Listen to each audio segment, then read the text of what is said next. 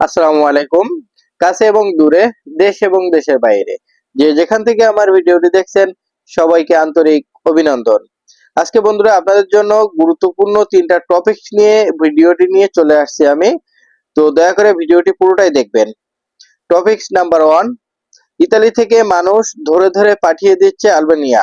এটা বিভিন্ন পত্রিকায় দেখতেছেন, অনেকের ভিতরে একটা নিউজ ছড়াই গেছে। এটা আসলে কতটুকু সত্য সে বিষয়ে কথা বলবো এবং কথা বলবো ২০২৪ সাল এবং ২৩ সালের নুলুস্তার কিছু সর্বশেষ আপডেট নিয়ে এবং তার সাথে কথা বলবো ভিএফএস গ্লোবাল কি শুরু করছে এখন। ভিএফএস গ্লোবাল এই মুহূর্তে ভিসা কেন দিচ্ছে না এবং কবে থেকে ভিসা শিথিলভাবে দিবে সেই বিষয়ে আমি কথা বলবো।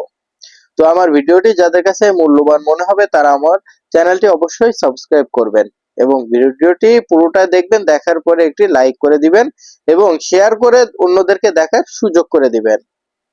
তো প্রথমে আমি কথা বলবো ভিএফএস গ্লোবাল এই মুহূর্তে ভিসা কাদের দিচ্ছে।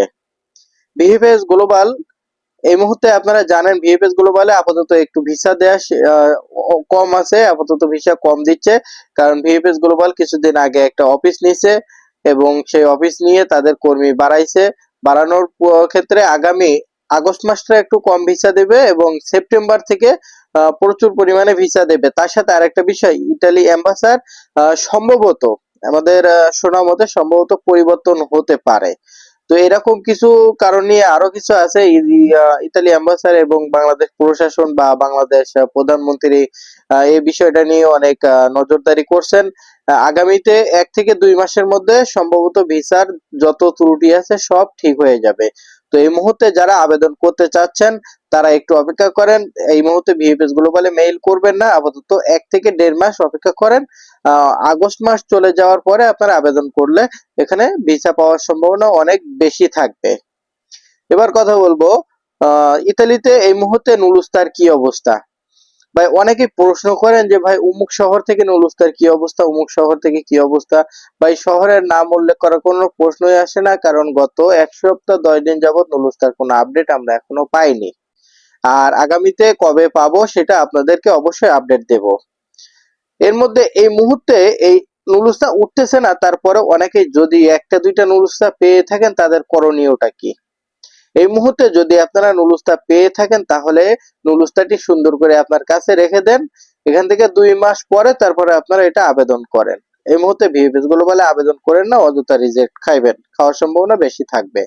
এই কারণে কিছুদিন দেরি করেন, ১ থেকে ১.৫ মাস, তা নাহলে ২ মাস অপেক্ষা করেন। ২ মাস অপেক্ষা করার পরে আপনি ভিএফএস গ্লোবালে সুন্দরভাবে মেইল করেন, ভিসা পাওয়ার সম্ভাবনা ৯৫% থাকবে। এবার কথা বলবো ইতালি থেকে ধরে ধরে মানুষ পাঠিয়ে দিচ্ছে আলবেনিয়া। বাংলাদেশের বিভিন্ন পত্রিকায় এটা দেখা যাচ্ছে এবং এটা আগামীতে আরো সবকটা পত্রিকার এটা নিয়ে আরো ভিডিও তৈরি হবে। তো এটা কতটুকু সত্য বা এই মুহূর্তে যে নিউজটা বাংলাদেশের পত্রিকায় পাওয়া গেছে এটার এই নিউজের কোনো ভিত্তি নাই। আগামীতে পাঠাবে মানে ১ মাস পরে পাঠানোর কথা তারা অ্যাডভান্স পাইছে। ইতালিতে এরকম কোনো ঘোষণা এখনো দেয় নাই। আর আমরা এরকম কোনো ঘোষণা এখনো পাই নাই। এটা হয় কি যে প্রতি বছর জুন জুলাই মাসে নতুন আবার যখন একটা ফুলুসি আসে তার আগে থেকে বাংলাদেশের কিছু এরকম অনলাইন পত্রিকা আছে, তারা এইভাবে গুজব নিউজটা ছড়ায় যাতে করে ইতালিতে কেউ অবৈধ পথে না যায়। তো এরকম আরো কিছু কারণ আছে, তার কারণে তারা এগুলো দিয়ে থাকে।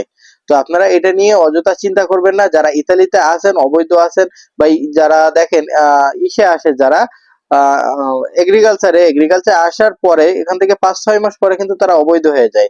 তাহলে কি সবাইকে দেশে পাঠায় দেবে? এটা আসলে অসম্ভব, এটা বাস্তব না। এটা যদি আগামীতে পাঠায় তাহলে আপনাদের খবর আমরা অবশ্যই আগে থেকে দেব। আর এই মুহূর্তে যদি কারোর পাঠায় তারা প্রমাণ দিতে পারে যে এরকম কিছু লোক পাঠাচ্ছে।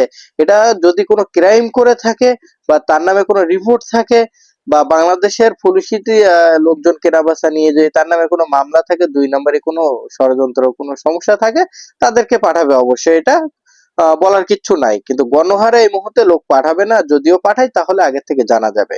এই নিউজ দেখে আপনারা কেউ হতাশ হবেন না। তো এই ছিল আজকে আমার ছোট ভিডিওটি।